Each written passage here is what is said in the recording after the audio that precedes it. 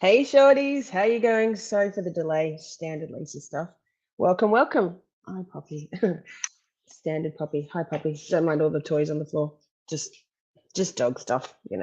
Um, so welcome along. It's another weekend of Camp Shorty. Here we are, Poppy.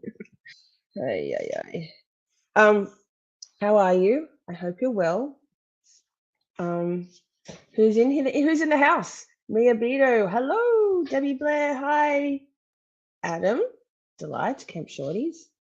Hi, Ernie. Taryn Dusty, hi. Oh, I'm putting up the things that people can't see. Stephanie, hello, hello. Oh, thanks, Debbie. I've had a bit of a week, so I'm not feeling amazing. My skin is showing that, but whatever. Caked on makeup does nothing.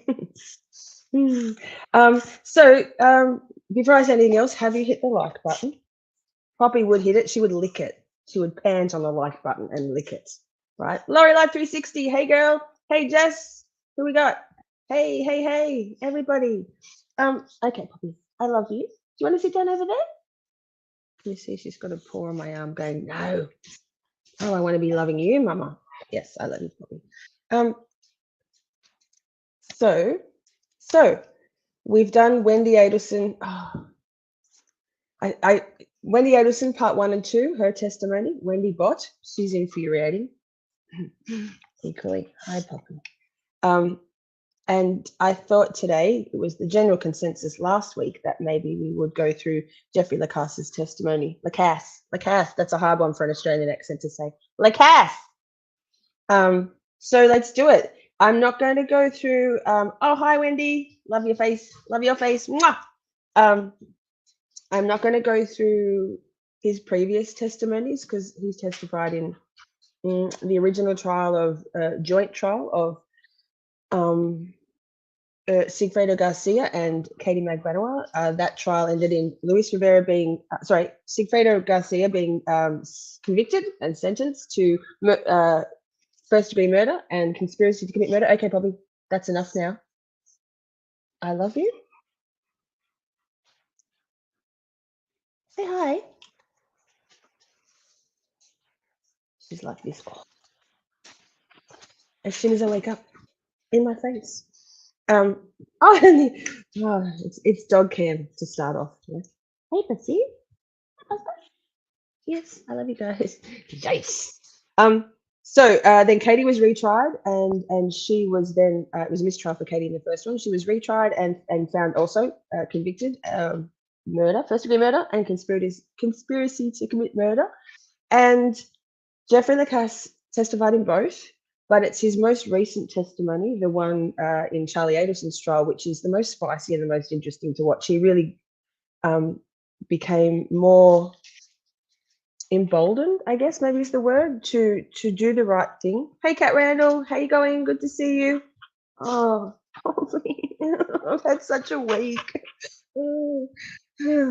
Just got a few tears in my eyes because Bobby's overwhelming me. So Jeffrey Lacasse gets spicy. He's amazing. I'm very much mods. Be on the lookout. I don't think we'll get the same level of trolls in this one because we're not going anti Wendi. However, we are pro Jeffrey Lacasse, and the Wendi PR minions are just as they hate Jeff as much as they love Wendi. So we shall see. Anyway, the reason I was late, and I'm sorry I was late, is because in true Lisa fashion, I had pulled up the testimony and got it organized, and then I've also got about 1, 2, 3, 4, 5, 6 tabs open for the next stream because I don't want to be searching for shit in the neurodivergent part 2 stream. So I've got them there, and I'm like, oh, I'll just pull up Jeffrey Lacasse, his testimony, and then of course it was giving me everything else. I could see my stream, everything else except for the one. It was the 2019 testimony and Katie Magbanua, and so I had to go searching. So I just thank you for being patient. Shall we do it? Shall we do it? Oh, obviously, thank you so much to Ms. Turd Ferguson. It's I don't know the line, but Melissa Asylum for my intro song, lyrics and AI music. she's so clever. She has a real knack for lyric writing, and we have a bit of a treat at the end also. And then also to, of course, thank you, of course, to my beautiful man, very patient man, highly talented, for the video that he put together for that piece of music, that intro. Give them both a subscribe. Don't understand when both of them don't have more subscribers than me, to be honest, but we'll get you there. And oh wait, I just went to invite someone. No one's coming in here. Stick around at the end of this bulk camp shorty Friday night, because if you're still up, of course you will be, maybe Adam and I have a surprise straight after on his channel. Yes, Cat Randall. Yes, sorry, you had to say hi to the doggos first. Understand, they demanded anyway, right? All right, what do we got? What do we got? Okay, okay. So I've got this queued. Oh, no stress, not even sweating, not even stressed. Why would I be? Yeah. Let me see. Let me get into it. Share. Sorry, it's been quite the week. Full. Can I do full screen and then still get back to StreamYard every time? Yes.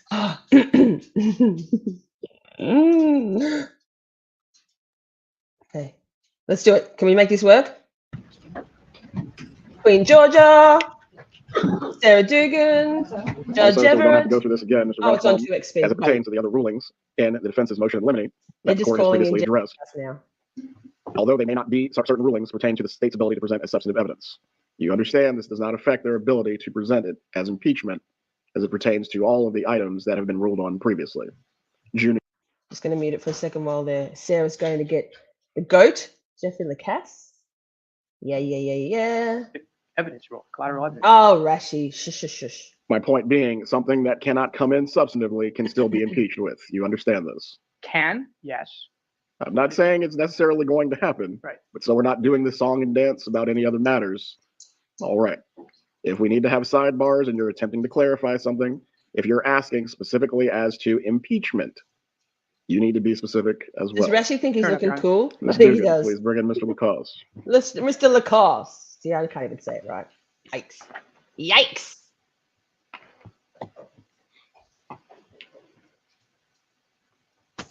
Of course, my earbuds are fucking with me. Lovely. Excellent. Wouldn't change a thing. Oh, here he comes. He's one of the heroes in this. Absolutely. You may be seated, Mr. Lacasse. Ms. Kaplan, you may finish your sequence of questions on the topic you were starting. Mr. Lacasse, when we broke, we were discussing a statement made to you by Wendi Adelson on July 13th, 2014 at her residence here in Tallahassee. Do you recall which statement? Yes. Shit and balls. God damn. Why am I like this? I'm not sure. Ah, here, look. Oh my, still wasn't ready. It's cool. It's cool. We've got this.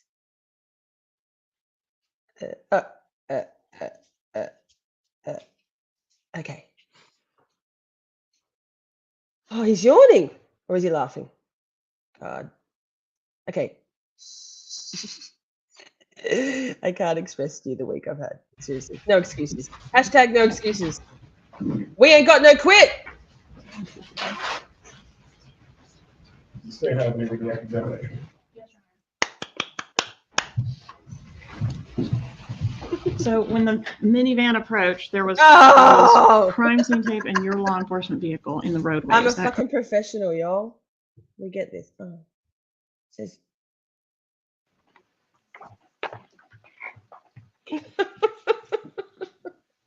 Thank you for your Please raise your right hand, sir. Do you swear or affirm the testimony you're about to give will be the truth? Yes. You may take your seat. Super chats and buy me a coffees. Appreciate it so I can buy myself a new brain. My name is Jeffrey Lacasse. Sorry. JEFFREYLACASSE. How are you employed, Oh, sir? Adam. I'm an associate professor at Florida State University. Hey. How long have you been with FSU? I came back in 2013. I was also there from 2000 to 2008. Have you always lived in Tallahassee? No, I'm from California originally. I went to Phoenix for 5 years from 2008 to 2013. Really loved Tallahassee. So when I got a tenure track, I was excited to return. That deserves a pause and a thank you. So thank you so much, Adam Drives Helen. He You're a good boy. You're a good man. So Stephanie, I can't say your name. Blah, biddy, blah, blah, blah, blah. Michelle Smith, yes, congratulations. Tiff Knox, yes. Janelle Grace, yes. And Crash Daddy's Canning, yes. Congratulations. And thank you so much, Adam, for gifting 5 memberships. Love ya. Love ya. Literally. Literally and figuratively and YouTuberly. In fall of 2013. Did you have a relationship at some point with Wendi Adelson? I did. What was that relationship? We met in the fall of 2013. Apologize for my voice. That's okay, Jeff. You're talking about Wendy. She's a cursed thing.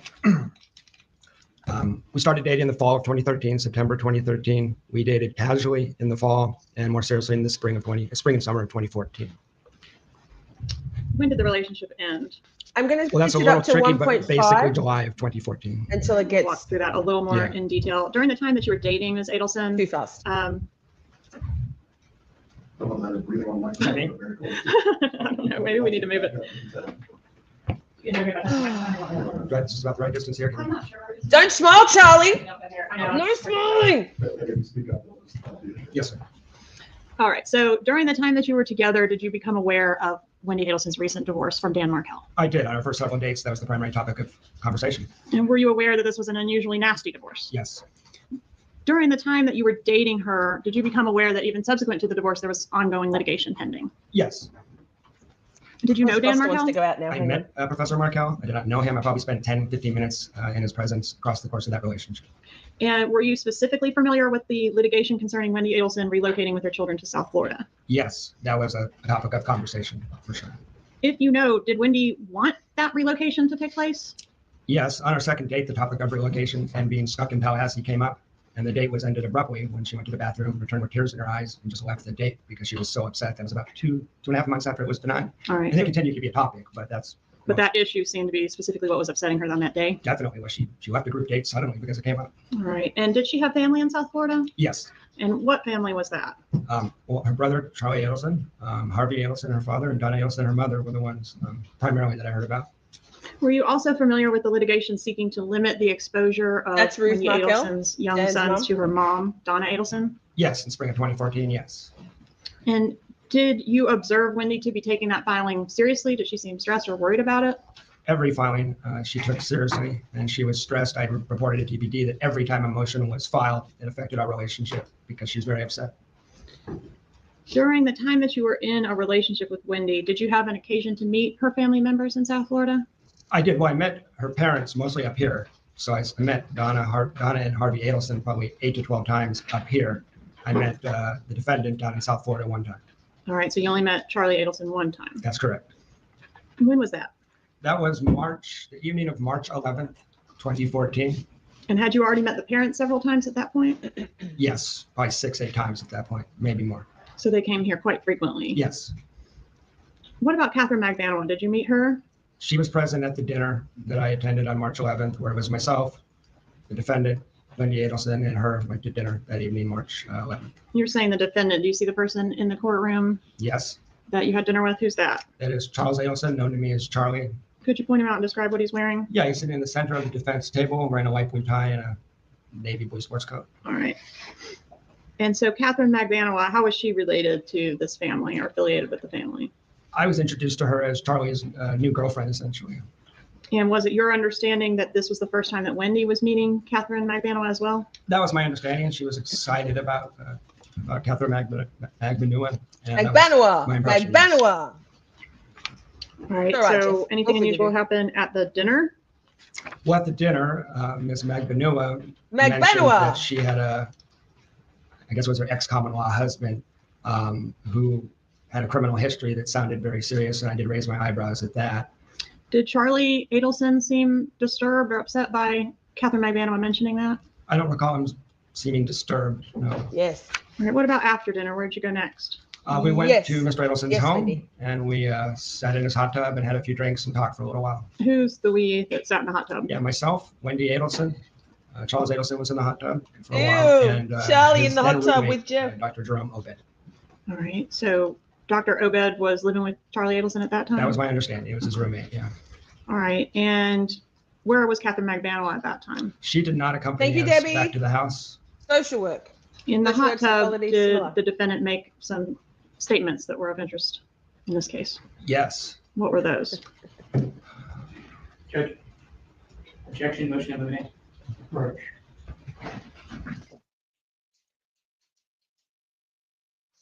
Oh, my hair.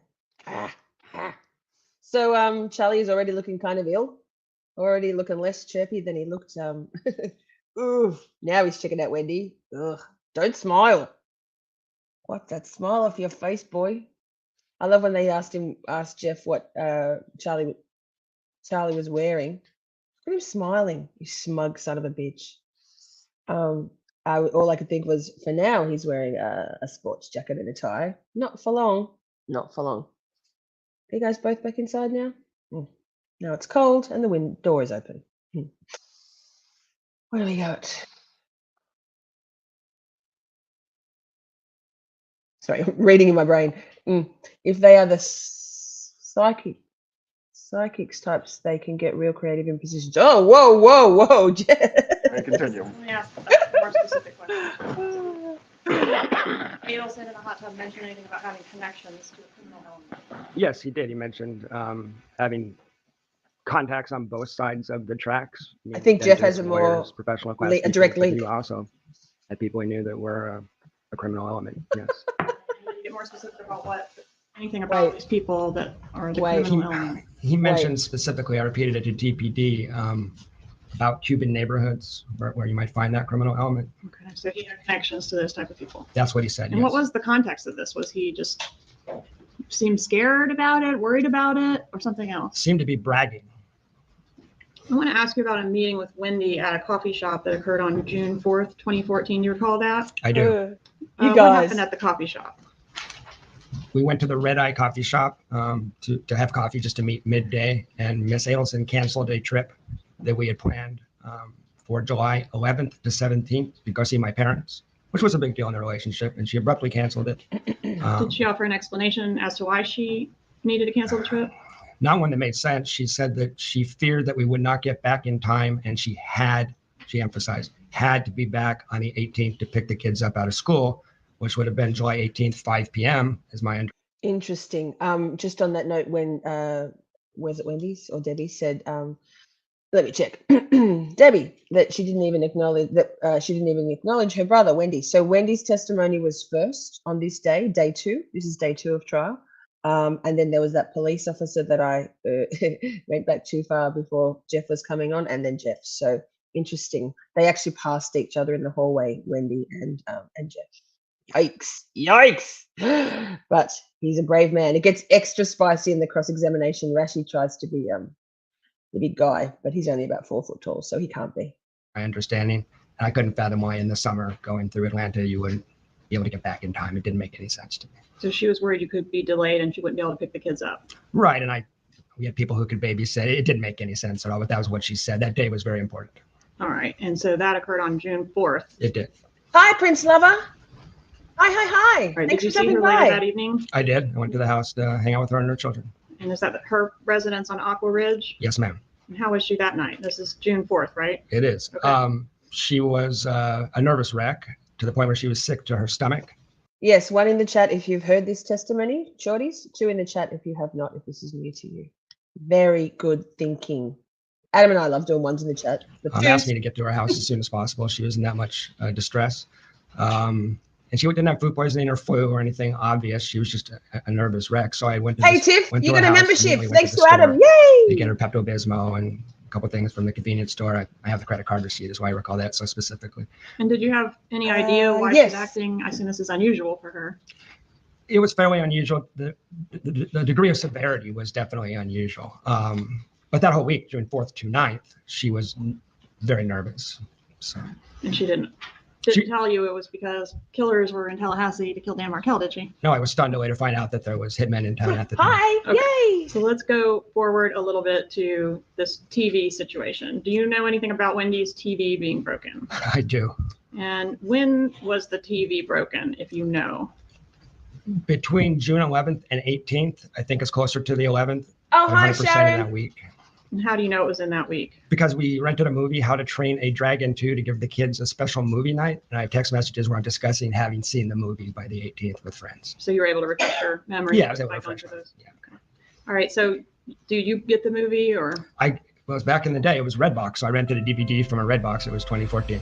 Looking for something unique to elevate your style? Discover Minx and Maven, your go-to Etsy shop for handmade jewelry that tells a story. From vibrant mahjong tiles to polished stones and gorgeous beads, each piece is lovingly crafted by Tiff Knox. Whether you're after a bold statement or a subtle touch of elegance, Minx and Maven has something just for you.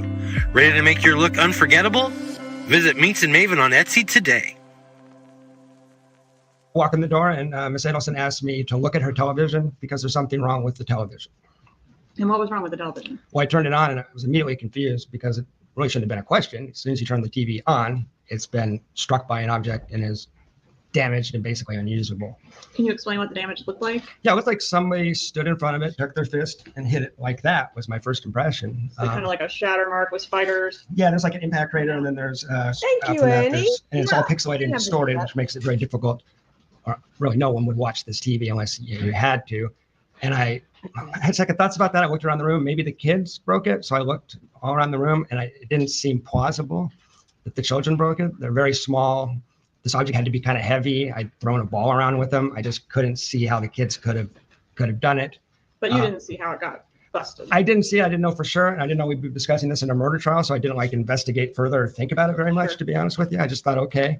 Were there other TVs in the house? There was a TV in the back bedroom, a similar make and model that we had watched television with the kids before on that TV before. So yes. Is that where you watched the movie that night? No, I went to go hook up the DVD player in the back room. Miss Adelson insisted that it would not work and actually stopped me from even trying. So thought that was very odd, but I didn't want to argue. And it's her house, her TV, her kids. So I said, okay. So did you watch the movie on the broken TV? Yeah, we gave the kids movie night where we watched a movie on a broken television that was distorted enough that you could follow what was happening, but the kids are whining and crying the whole time. And I wasn't whining or crying exactly, but I was tempted to because it was pretty frustrating. And I just didn't understand, what was going on. And of course, I had related that this TV is broken, it's unwatchable, it's not covered by warranty, you're gonna have to get a new TV. I've got that thank you, Jeff, up, ready to play at a natural breaking point, maybe when they go to have that sidebar where Jeff leaves. It's a good one. It's a good one. And I offered to go do that for her anytime she wanted. She's a busy single mom. I'll run by Best Buy, get you a new TV. It was not like an 80-inch TV or something that was really that luxurious. It was a TV like you'd see in a dorm room. So we could have replaced it right away. All right. Did you end up getting a new TV? No, she turned me down several times on that offer. And again, it's her house. I tried to respect her boundaries. And I said, oh, okay. But it was inconvenient because after dinner, it's nice to be able to put the kids in front of that TV while you clean up the dishes and stuff. And it sat there being an inconvenience for a while. Very earnest. All right. Here's Jeff. Thank you, Jeff. I want to ask you about when is Ms. Adelson's birthday? April 22nd. Okay. Earth Day. I've got this out of order. Let's skip over that for now and go to the big fight in June. Ms. Adelson mentioned that there was a big fight toward the end of June. Do you recall that? Yeah, that's the weekend of June 27th, 28th. Where were you when that fight occurred? We were in Gainesville. Ms. Adelson accompanied me for a work trip, and we had that scheduled for a while. And she accompanied me on a work trip, and we ended up having a pretty big argument Saturday night in the hotel. And did that have to do with you accusing her of seeing other men? That was one of the issues. There'd been a lot of tension bubbling. That was the Annie, major I didn't see issue. that one. But just to give that some context, I suspected very strongly she was seeing other men.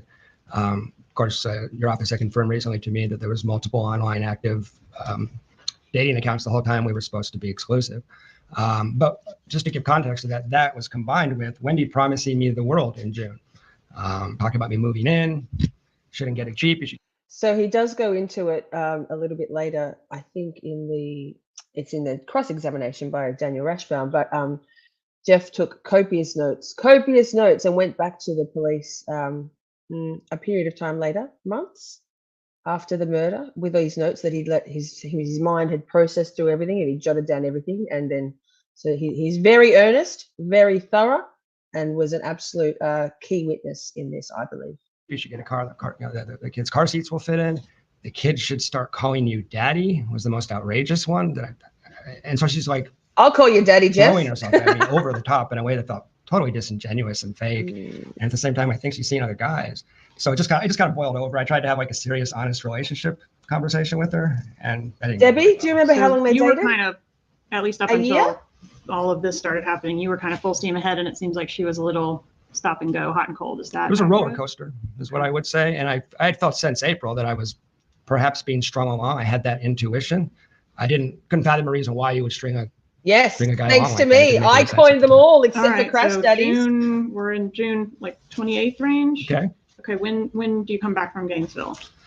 The morning of the 29th, after this fight or this argument, Yes, we Adam, drive yes. back. We drive back to Tallahassee. Now I had another ride back, and I offered to take that other ride if the fight was that bad, because we could have broken up after this. That was, But but you she didn't. wanted to ride back with me. You So, rode together. Yeah, we rode together. All right, so you rode back together, and then was she leaving that day?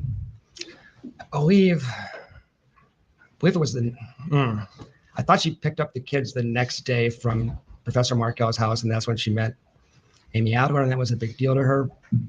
Amy Adler was Dan's girlfriend at the time? Yes. Okay, so it's at some point after the big fight and the return from Gainesville, does she leave to go to South Florida? Yeah. I know.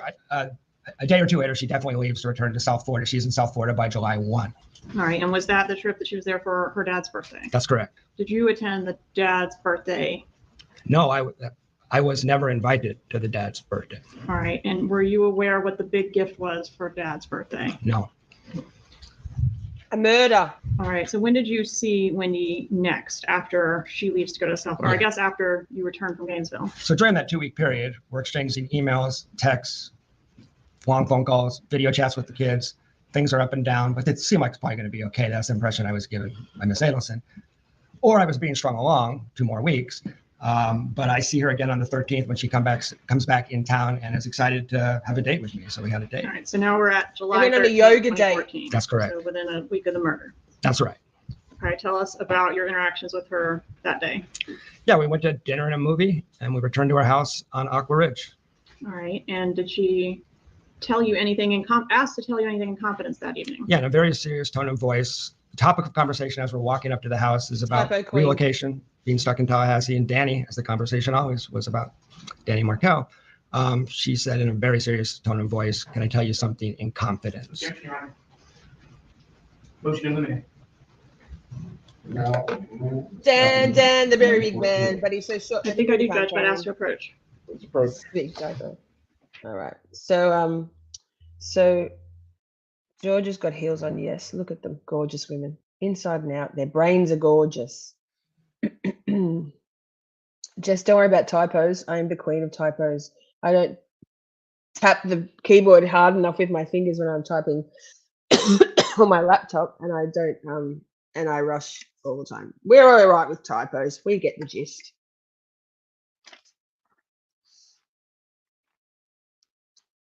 Oh, Jeff. Wait. I don't know how long this goes. How does Rashi make his hair look like a toupee even though it's real? I don't know. He's just a quality man all around, isn't he? Maybe he can afford even having a toupee just because he got paid millions from the Adelson family. Who knows?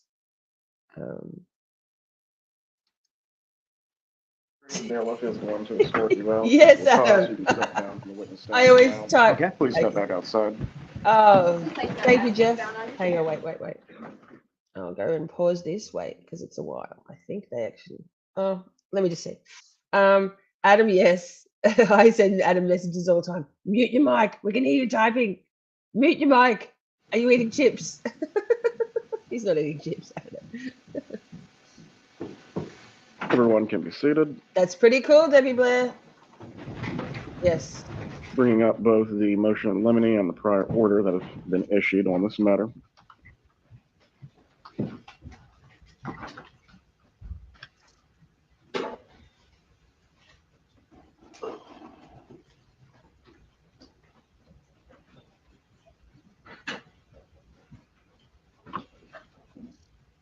Even my brain is loud, Tiff. It just is. My best friend at work calls me a turkey because when I laugh like a turkey, like it's so loud. Not that laugh, my full belly laugh. I don't know. Is typing noises ASMR?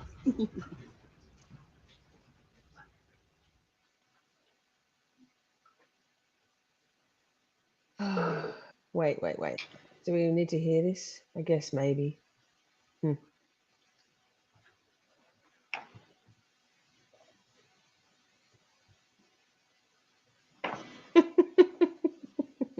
Hang on, let's skip through this. We're here for Jeff, not for Rashi writing and Charlie realizing he's fucked. George, you drinking coffee? Yeah. Changed his strategy of how he examined the witness. I don't know what to do about that, Judge. I can't help Mr. Rashbaum have better strategy. Oh, so this right here is a moment in my very first, not even a short. This is funny. We'll watch it because Rashi. It was my very first video that I uploaded. Is this? And it's called "I Can't Help Mr. Rashbaum with His Strategy." I will give you an opportunity to find some authority. He's so short. I know he can't help it, but yeah, you can point me to. That's Katie Kool-Lady sitting in the white. I brought this up this morning so that I could front it with Miss Adelson, and we were told, you were told, that they weren't going down this path. If I'd been told something different, I would have done something different that I can no longer do. It's precisely why I went sidebar first thing in the morning. What is your responses to that portion of the argument, Ms. Koppelman? This is great. I don't know that that's a legal argument. I was asked if I was intending to offer double hearsay. I said I would never be offering hearsay without an exception. I assume he's making this on fairness grounds, which goes to this would have changed his strategy of how he examined the witness. I don't know what to do about that, Judge. I can't help Mr. Rashbaum have better strategy. Georgia. Real specific with the witness to get that denial. So I'm not sure why the issue wasn't raised at that point. Judge, I was really specific this morning that the double hearsay related to my motion eliminated related to Jeffrey Lacasse. You knew what I was talking about. Hold on. My ears work perfectly well. You don't have to raise your voice. Make your argument, please. Everyone sidebar knew exactly what I was talking about. And we were told, Ms. Koppelman told you as an officer of the court that she was not going down that road. And so when Ms. Adelson was on the stand, I stayed away from it, not to open the door to it. She knew exactly what statement we were talking about. If you tell me you didn't know what statement I was talking about, I'll sit down. I was very specific. I was very specific that it was the double hearsay statement related to Jeffrey Lacasse that we filed our motion in limine on. I was very specific that it applied to this and also the Juvia dinner. Those were the words specifically out of my mouth back there, because when she asked the questions of Ms. Adelson, which were completely appropriate, I thought she might be going down this path. And so the first down, little morning, man. we went Pipe sidebar down. so I could stop the charade. So that No, if you the are court the were gonna charade. allow it to come in, I would handle it. She stayed silent. And I've been jumping up and down to try to prevent any possible mistrial. I've got a short on that too. Jump, jump. And still no mention of it. I'm sure it's in the playlist. It's completely unfair, completely improper, and it denies him his constitutional right of due process. Again, that's why I raised the issue. This goes to the fairness aspect of it. We'll take a brief 5-minute recess. If you have any authority you wish to present, I will entertain it further. Hang on, let me cue this up to the net and then we'll play Thank You, Jeff, just because it's cool. Let's see if I can do it. It's still under the state subpoena, so I think she could be brought back for whatever additional questions need to be asked. Oh.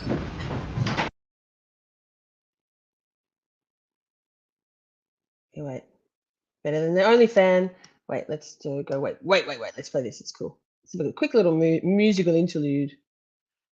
Hi again. Me in giant color. Thank you, Jeff. Full screen. Wait. Pause. You can't see that. Only I can see it. Yikes. I'm a professional.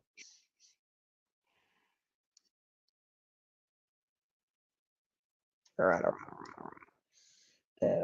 Full screen. Yay. There he is. Oh, Jeff Goldblum, Jeff Goldblizzle. Thank you for being here. I can't thank you enough. No, you don't. Thank. But I can't. No, seriously, Jeff, I mean it. Thank you, Jeff. Well, you seem quite sincere. What's that music?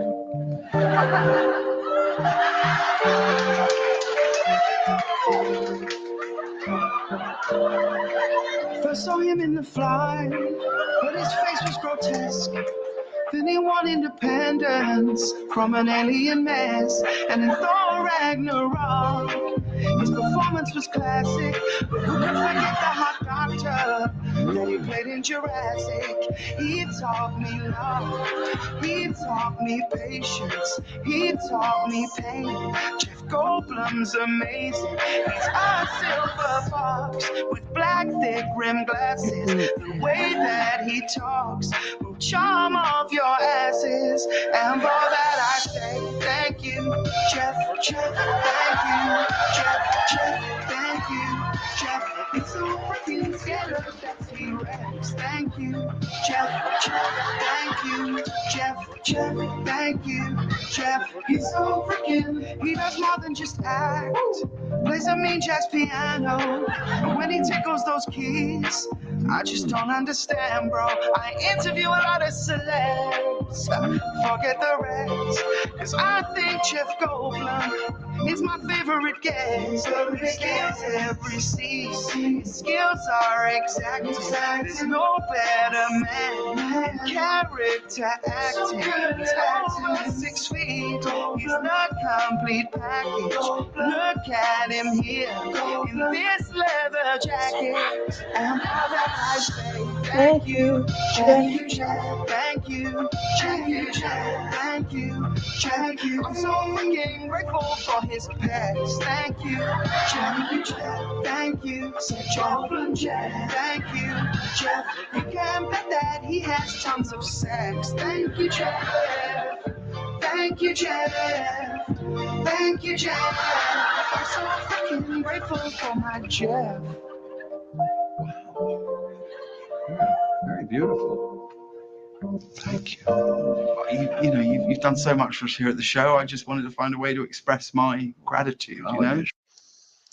So there is I'm pretty sure there is a society page one with that song, but with Jeff Lacasse in there. But I have major beef with the society page, so I'm not going to play that.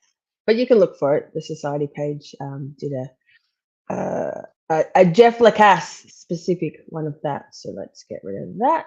Let's go back to present, share screen, this, yes, share, and let's find it. Back to the serious business of testimony in a murder trial. What is your response to that? I don't know. I mean, we're still in the state's case, so.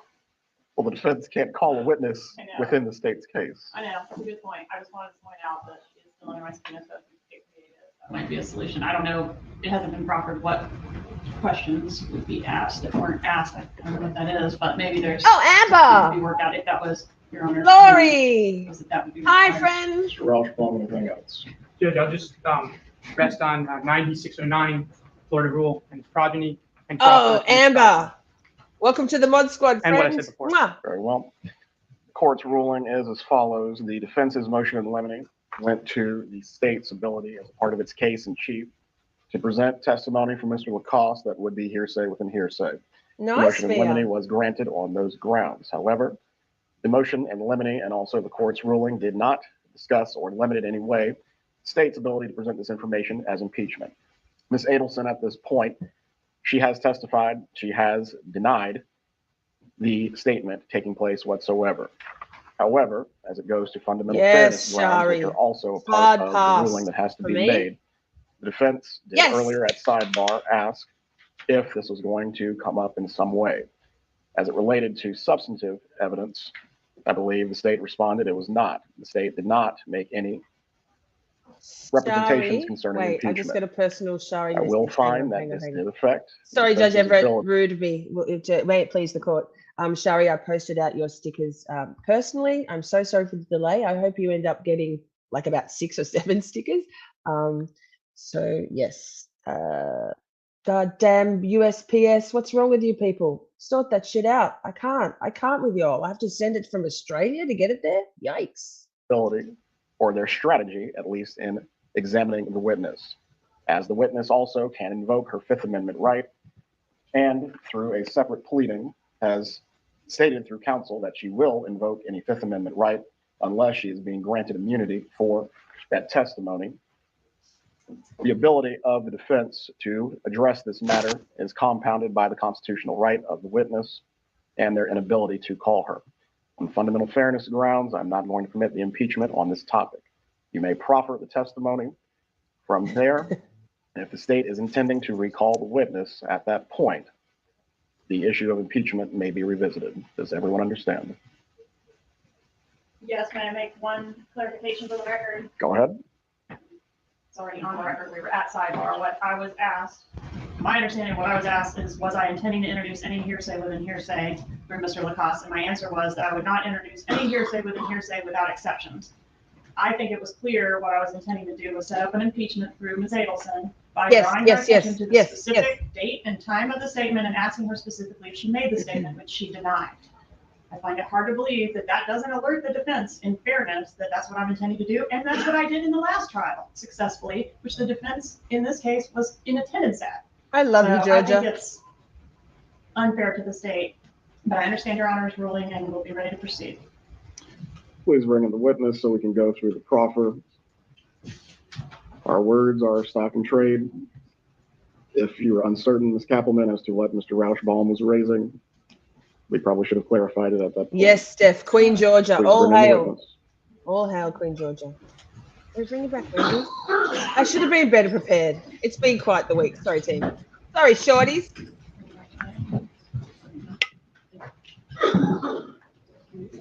I think so. Also, so we don't have to go through this again, Literally. Mr. Rashbaum, as it pertains to the other rulings in the defense's motion in limine that the court has previously addressed. Although they may not be, certain rulings pertain to the state's ability to present as substantive evidence. You understand this does not affect their ability to present it as impeachment as it pertains to all of the items that have been ruled on previously. June and Chimda, meaning everything that we've been previously addressing through these motions. We will They absolutely. still have to follow Wait. the extrinsic evidence, Lisa. collateral evidence. Kills my life when content creators talk over the top of the video. I'm sorry. I'm still getting the hang of it. We will absolutely do June and Chenda as one of our regular Adelson trial recaps, seeing as how Charlie foiled us at the last minute by pulling us fucking Charlie on Donna's trial. But June and Chenda, oh my God, it's wild. Her phone, she's late, she gets lost, her phone goes off. I've got a short about that too. Oh, she's such a ditz. Like nothing, same, often, but June, she's a whole nother level. Her teeth are horrendous. Obviously, Charlie's periodontistry.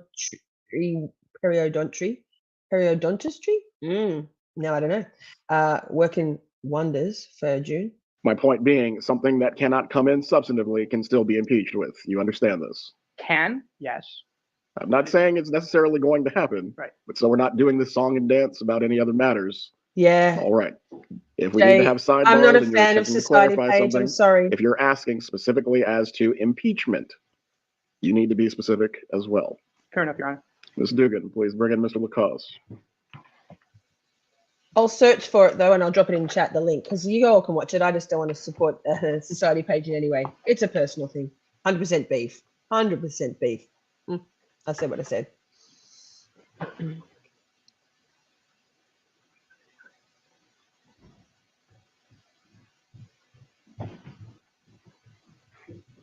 You may be seated, Mr. Lacasse.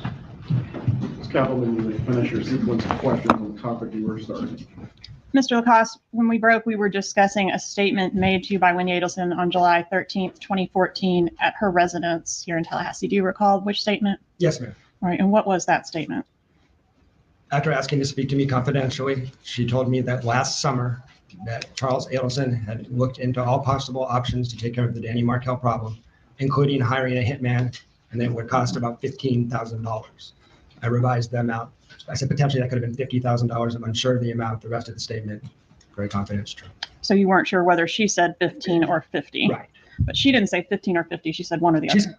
She said one number that I thought was 15 when I talked to TPD. So I dropped the link in the chat for the Jeffrey Lacasse thing. I'll put a link in the fucking description box as well. Fine, I'm a mature adult. Those two from that channel did me hard dirty, so I have beef. I will rise above it, and link to that song is in the chat. I thought that could have been 50. Okay, I'm with you. And this statement was made in what context? What was her demeanor? Well, she has to speak to me confidentially. She was dead. Periodontology. Thank you, Tim. It was a chilling statement. I had a reaction to it. My stomach flipped. A little scary, a little weird. No, it's all good. No, my bad. It's me being a baby. So clearly not a joke. No, it was not a joke. There are other jokes in that domain. This was completely distinct and discrete from any joke. This was not funny. And this statement was made within 5 days of Mr. Markel's murder by a hitman? That's correct. And was this said in any way in the context of the relocation issue? Well, sorry, guaranteed June was taking selfies in one of the bathrooms and then ran out of time, and then her alarm to be in court goes off while she's on the stand. Yikes, June. What proceeded? And also, Jay, no, you're all good. That it's me being a dickhead. Her saying that was a discussion of under what circumstances could she or would she leave Tallahassee, and she stated that the only way to leave Tallahassee was if something happened to Danny. That's all led into the statement I just repeated. All right. Thank you. That's the proper, Your Honor. Any cross-examination concerning the subject of the property? Sorry, Any cross-examination as to the subject of the property? Yes, Your Honor. Go ahead. Keep it that way, Tiff. No, he's very clever. He's a videographer. He does cool stuff on this case. Look him up. The statement was I chilling and won't serious, leave you there, right? but look him up. Yes. Did you go to the police? I did not. You were so scared about the statement that you didn't alert the police the next day, that night. I did not. Why not? Because it was a past tense statement, and I thought Charlie was a scary guy, but it was about something supposedly he did last summer. No, I did not know there was a present case, a present instant threat. I did not know hitmen had visited Tallahassee. I didn't have the context. So the statement comes out and you say, all right, I'm not gonna call the police. Hey, Wendy, you want to go out tomorrow? That's not quite how it went. No, you didn't try to go on a date with her the next day? No, we did go on a date the next day, and then she cut off all contact without really talking to me on that date. So I didn't have a lot of time to process it, but it was a shocking enough thing that it took a day or two to process. Also, I had repeated that statement to a friend of mine before the murder, and I didn't get a reaction from her like, this is shocking. I sought feedback from a friend who verified that I made that statement before the murder, and she didn't say, oh, geez, you should call the police. So it wasn't just me. There was another person that I consulted with because it freaked me out, and we decided I decided after talking to her, it was past tense. So probably not that dangerous, and we were really wrong. Maybe I should have called the police. So Charlie Adelson lets you know that he's has Tough friends in the guy. criminal element, the Cuban criminal element, right? Yes. And you know that there's a heated dispute between this family. You testified to it today, a heated dispute Yes. about relocation, about divorce. Well, the dispute's no longer about relocation, but yes, there's an ongoing litigation for sure. Right. And then Wendi Adelson tells you that this man, who is part of the criminal element, really looked into hiring a hitman. She did say that. And you thought, I'm not going to go to the police on that. That's your testimony, right? That's the decision I made. It didn't really cross my mind because of the past tense nature of it. And I consulted with the friend, bounced it off of her before the murder. And neither one of us thought, oh, geez, let's call the police. So it's possible that probably is so dangerous that I should have called the police. Yeah, but I did not. And so at this point in time, your relationship with Wendi Adelson was really bad, right? It was hard to tell. Hard to tell that it was really bad? Yes, because she gaslit the shit a out roller of him. coaster ride Love constantly bombed him because and you referred to the manipulated next day, the 14th. On the 14th, I got a warm inviting call from Wendi Adelson, eager to spend time with me. Maybe trying to distract me. I don't know. But well, we're going to get to the distracting part. Yeah. Because that's what this is all about. But the relationship was not in a great spot. I'll concede that to you. So yes. Your testimony is that when this woman is about to break up with you, when she is avoiding you, when you have just been caught going through her phone and her how's she avoiding me? Well, Mr. Lacasse, you're not here to ask questions. Yes, sir. Your testimony is that when you are on the outs with her, which the record will show you were during this time period, that she confides in you the most serious, the most important thing in her life. That's your testimony, yes or no? Yes. Okay. She has a history of blurting out things that aren't in her own self-interest. Judge, I would ask that to be stricken from the record. It's unresponsive. This is just a part of the proffer, and if you reach the end of your cross-examination on the proffer section. Rashi. That's Dan Rashbaum, yellow tie. Yes, punchable face. Mr. Lacasse, or actually Ms. Kappelman, The court's ruling remains the same. You're not to inquire further as to the subject matter. We will revisit later if it comes to it. Yes, sir. Please bring back in the witnesses, or excuse me, the jurors. So that was a proffer outside of the presence of the jury. Just to see what he could or couldn't testify to. We were lucky that we got to see it because sometimes, I know proffers are always recorded. It's the sidebars, which are not. Sidebar. Bar. Before you bring the jury back. There is the celebration dinner. I'm sure that's the next one. Yeah, that is another issue. So is it the same ruling in reference to the celebration dinner? well, one moment, because I don't know what the celebration dinner is all about. It's in the same motion and eliminate, Judge. Motion in lemonade.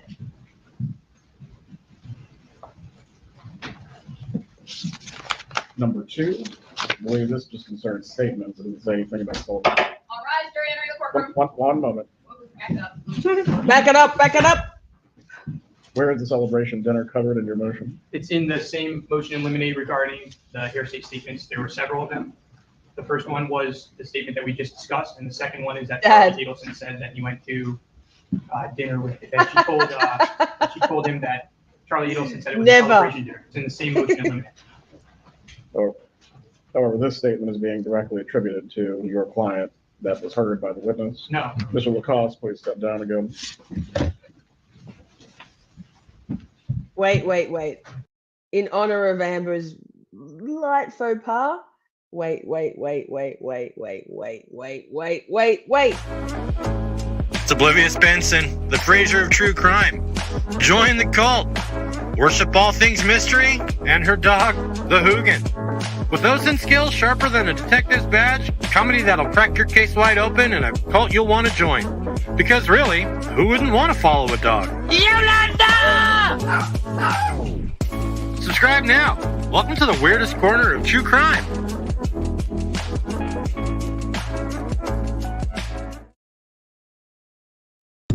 Ready for the road less traveled? Join Adam Drives Helen on YouTube, where van life meets personal growth.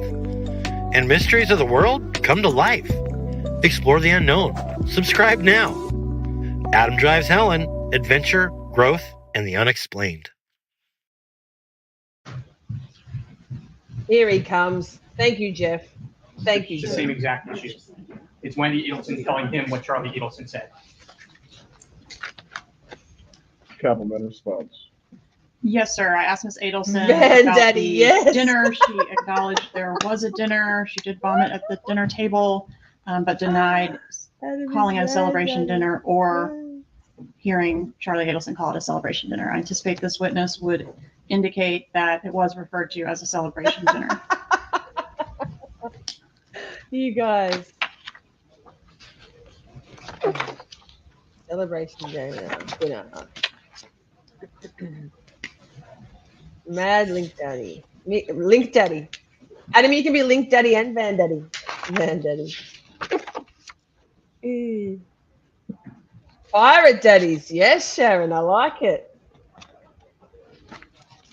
How good is it, Steph? Amazing. He's so good. You ruled on this issue. It's the same motion and limit. I'm looking at the line now. Captain Daddy. We'll do a poll. Right. Adam, we'll do a poll. We find ourselves in the same position unless you have an argument which differentiates the television from the celebration dinner. I think I understand what you mean, Judge. I don't have any additional argument other than this is offered for impeachment. It's not hearsay, not covered by the motion. The appropriate grounds were laid, and it's admissible as impeachment. Do you wish to proffer the celebration dinner by Mr. Lacasse as well? No, sir. I think my preference at this point, assuming your ruling will be the same on the celebration dinner, is to have Mr. Lacasse step off the stand, proceed with another witness, and revisit this issue after the lunch break. Very well. Oh, God. Don't tell me I'm going to find another bit of testimony. Lord have Please mercy. bring the jurors back in. You may end your examination in front of them, and then Mr. Rashbaum will have his opportunity. Well, actually, Mr. Rashbaum, how long do you believe the cross-examination of the witness will take? I'm a little in front of the jurors. I didn't have balls smacked in their ass. The ruling is the impeachment as the celebration dinner is going to be on my bingo card. Excluded on the same grounds for now. If we need to revisit later, we will. But as to your cross-examination that will be taking place in front of the jurors, on the subject matter that's already been covered, how long do you think that's going to take? Oh, she's going to stop asking questions of this witness. I believe she just indicated she would. Oh, Okay, Rashi, pay attention. For the issues that we've dealt with just now, Prior to any proffers and sending the jurors out. yeah, I'm not really sure, Your Honor. Probably maybe 30 minutes. Oh, 30 minutes? Right, Lord let's have bring them back mercy. in. You can start your cross. We'll take the lunch break and then pick up from there. Wait. Ready? Please bring back in the witness. All rise. They're entering the courtroom. Look how tall Charlie is compared to Rashi. Charlie's only 5'11". No, he's not. Oh, Rashi, poor little man. Look at him. Everyone can be seated. The Bailiff, if murderous you can please monster. instruct Mr. Lacasse to come back in. Yeah, let me speed it up a bit. I don't want to run out of time. Too much shenanigans on my end.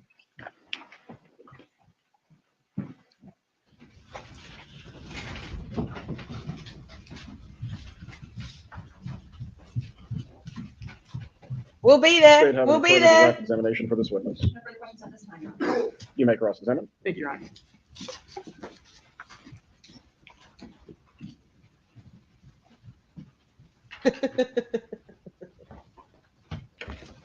Professor Lacasse, good morning. Good morning.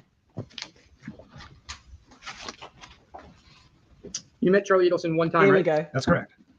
It was a trip that you and Wendi took down to South Florida for a day after a spring break with the kids that she taught. Yeah, we went to Immokalee, and then we went over to Miami, or to Fort Lauderdale and Miami, just for the 11th. That's right.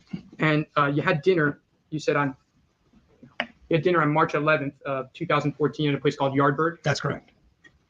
You recall Charlie was in his scrubs. Don't recall that, but it wouldn't surprise me. And Catherine McBanawa was at that dinner, right? She was. And I think you said I that still like Van Daddy. she was bringing up Not gonna stuff lie. about her ex, right?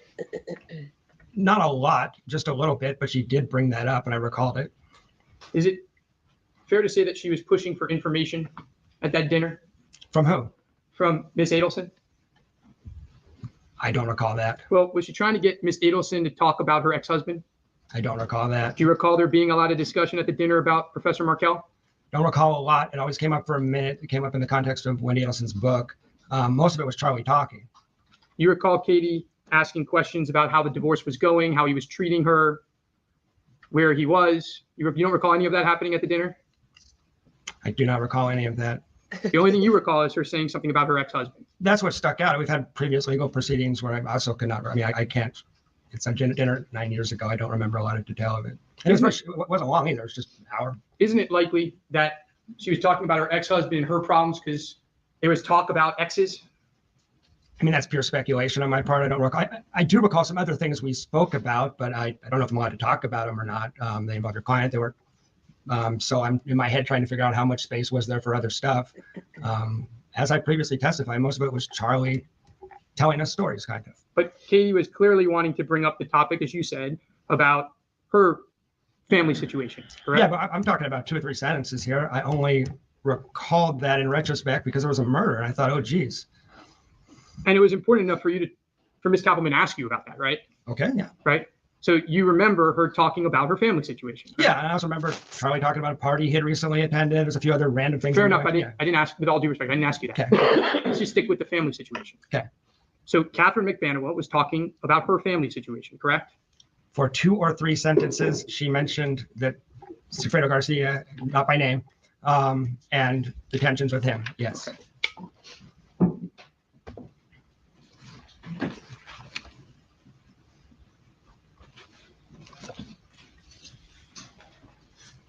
You say that Charlie talked in the hot tub or the pool about having connections to the criminal element. That's what your testimony was, right?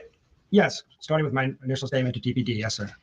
And you're talking about your statement to TPD after the murder, right? 3 days after the murder. And after you thought Wendi Adelson was trying to frame you for the murder, right? I didn't think that in that interview. Okay. It took me some time to process. You're aware that you were called in as a suspect for the murder, right? Yes. Okay. And after that point in time is when you gave that statement to TPD regarding what Mr. Adelson said. Just yes or no? After I was called into the police station? Yes. Yeah, that's what I gave my statement at the police station. Right. What I'm making clear is it's not like you had dinner and were in a hot tub with Charlie Hi, Adelson Amy. and you went back to Tallahassee and gave the statement then, right? I would have no reason to do that. I understand that, Professor Lacasse. I'm just trying to make it clear for the jury when you gave TPD the statement. Yeah. And the answer is you gave him the statement after the murder and after you were called in as a suspect on that murder. That's correct. Okay. Now, do you recall texting Charlie Adelson after you met with him? I texted Mr. Adelson one time, yes. Okay. And do you recall saying to him, hey, Charlie, it's Jeff, as in Wendi and Jeff. Hey, man, thanks for your hospitality the other night. Sorry about the clusterfuck with the cab. It was great to finally meet you. I could tell how proud you are of your sister. I am too. She's really 1 in a million. Take care, dude, and look forward to seeing you again sometime soon. Do you recall texting him that? I do recall texting him that. Okay. You like hanging out with the criminal element? It was my new girlfriend's brother who she was very close with. I've been dating Wendi seriously for 12 days. I didn't think it was right to give I was polite rather than honest. Let's put it that way. I mean, let me ask the question again. Yeah. Do you like hanging out with the criminal element? No, I don't do that. Did Charlie Adelson text you or did you text him? I texted him. I can't remember if that was solicited by Wendi Adelson or not, but I texted him. It wasn't solicited by Charlie Adelson, right? No, we never spoke again, though. Okay. Actually, he texted you back. Right, I never answered. And he said, it was great seeing you. I'm glad you made your flight. Hopefully we can all hang out soon. Mm-hmm.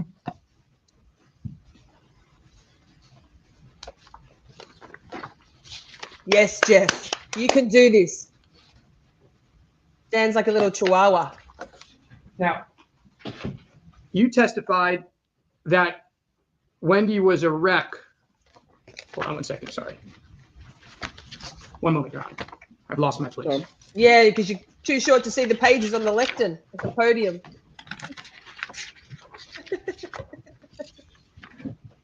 He's got so much ego. He's so different to Adam Lally, right? He's the opposite. Poor Lally. I mean, indeed, you testified Amy. about some of these divorce filings on direct, correct? Yes. And that Wendi, you testified that Wendi was a wreck about him, right? Yes. That's not what you thought in the spring of 2014, though, was it? You're questioning whether it is what I thought in spring of 2014. I noticed repeatedly her reacting to motions and litigation and getting very, very upset. Don't forget, it's all 1.25. I'm not saying it was never any good times, but she was very upset when he filed something. Geez, Rashi, obviously, duh. Oh, look how green Charlie is now.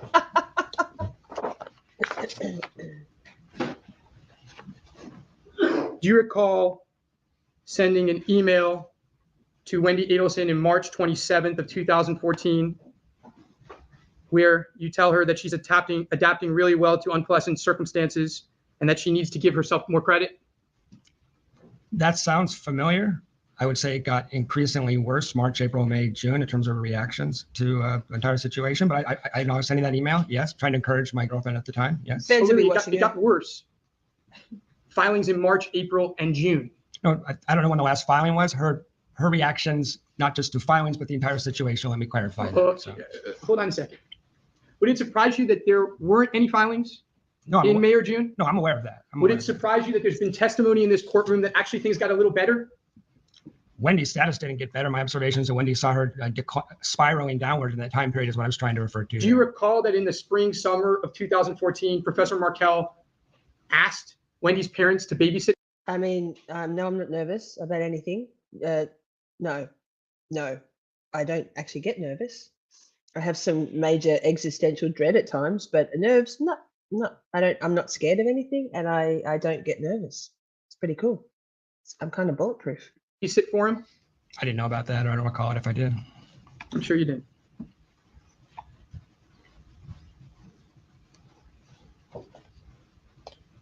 I don't think so.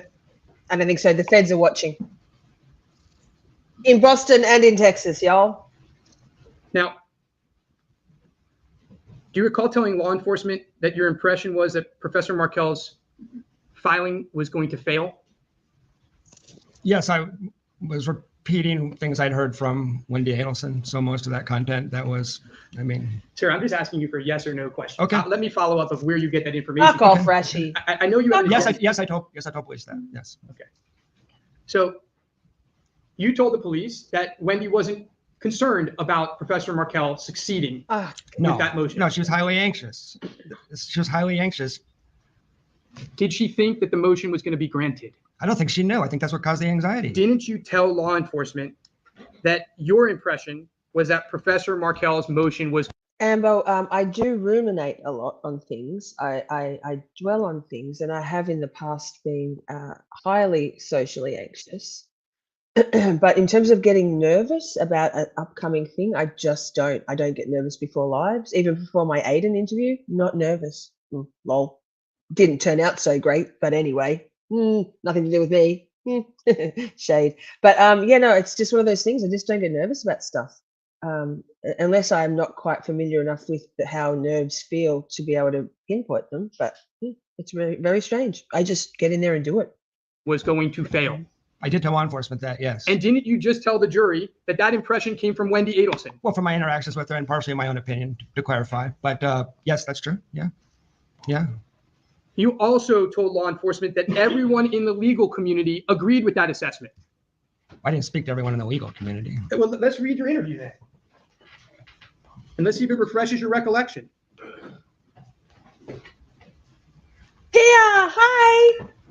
Good to see you. You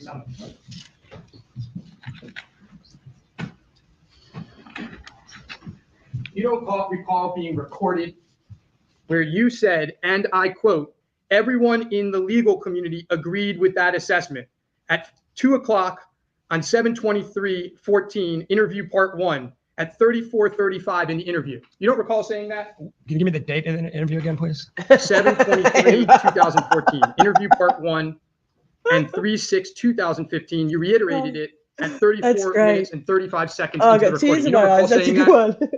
Vaguely, I do recall saying something like that. I'm a non-lawyer trying to figure out this situation.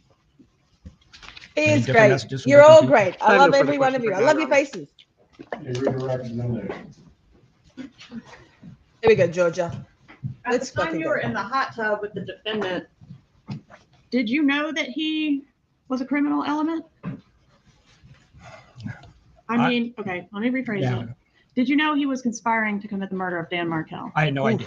All right, and when you were at dinner with he and Catherine McVanowa, did you know that she was conspiring to commit the murder of Dan Markel? I had no idea.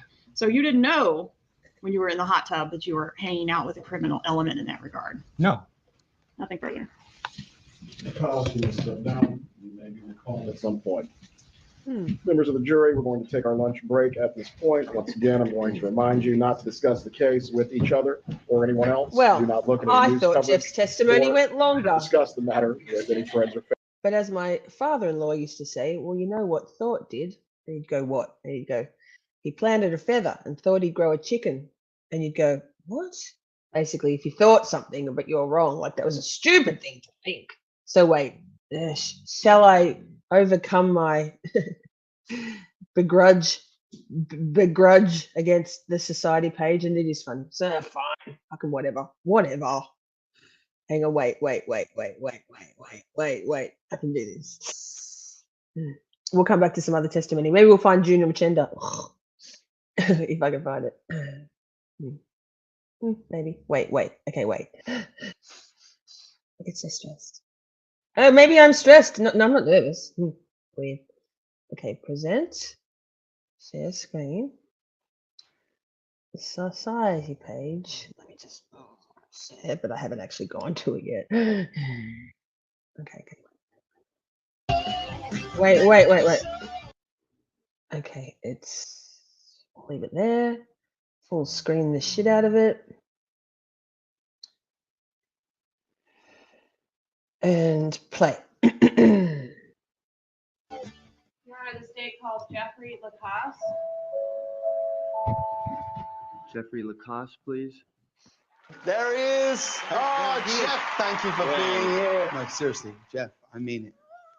Thank you, Jeff. My name is Jeffrey Lacasse, JEFFREY I will, Ernie. Thank you, Jeff. Oh, you seem quite sincere. What's that music?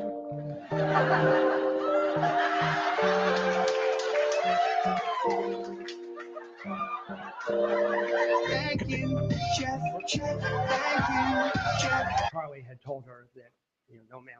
a single mom. So we had this conversation repeatedly. And then I show up to dinner and Charlie's dating a single mom. Thank you, Jeff. It's so freaking scared of that T-Rex. Thank you, Jeff. Thank you, Jeff. An extremely contentious divorce. Thank you, Jeff. And Wendi Adelson drove me to Charlie Adelson's house, at which point I do recall observing that she was unusually jittery and being strange. I didn't know what to make of it at the time. Thank you, Jeff. She was a nervous wreck. And I'll find it. actually traveled to the store to buy her, I believe, some Pepto-Bismol. Pepto-Bismol, sharing. She was having stomach problems. So she wasn't food poisoned. She didn't have the flu. She wasn't sick. Just so I don't remember that. nervous that she was having stomach problems. Thank you, Jeff. Thank you. Well, yeah, you didn't go anywhere with Wendi without hearing about No. Dan Markel. Thank you, Jeff. Thank you. I was kind of tired of being strung along. Thank you, Jeff. Thank you, such open Jeff. Thank you, Jeff. You can bet that he has tons of sex. Thank you, Jeff. Thank you, Jeff. Thank you, Jeff. I'm so freaking grateful for my Jeff. No further questions. All right, we can release the witness. Okay, but you're free to go. Thank you. Thank you, Jeff. I'm so freaking grateful for my Jeff. Very beautiful. Thank you. Thank you. Hey, why don't we watch The Bump? Oh, no, wait. I just don't know if I can find this testimony. Wait in my ears. Yikes. Hang on, wait. Let me see if I can find it. You guys talk amongst yourselves. Hang on a second.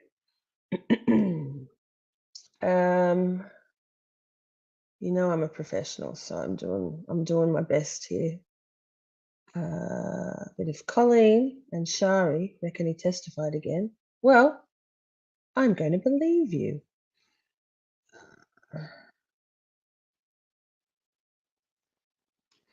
Hang on. I'll share the screen so you can see what I'm doing. Yeesh.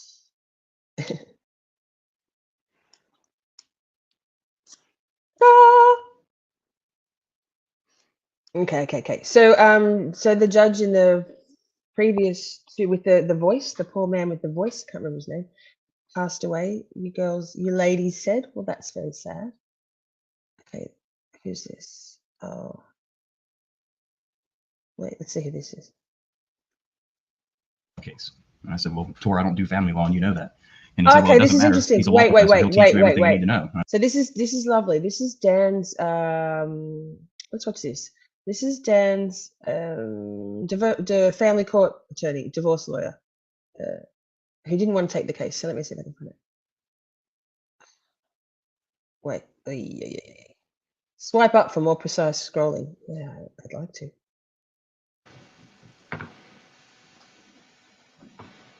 Oh!